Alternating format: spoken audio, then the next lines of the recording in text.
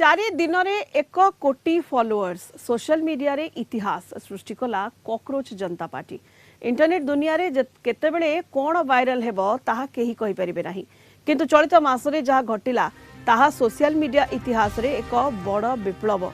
Supreme court को गोटे कटु मंतव्य को अस्त्र करी जन्म नहीं एक साटायर बा व्यंगात्मक राजनीतिक आंदोलन कॉकरोच जनता पार्टी।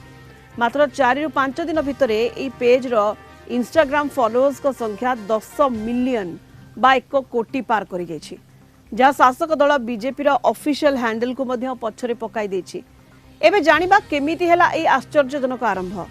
गत 15 तारिख रे एक मामलार सुनानी बेले सोशल मीडिया एक्टिविस्ट बा आरटीआई आवेदनकारी साजी सिस्टम को अटैक करुवा बेकार युवपीढ़ी को उद्देश्य करी कॉकरोच बा असरपा एवं परजीवी बोली कहिथिले सुप्रीम कोर्ट प्रधान विचारपति जस्टिस सूर्यकांत।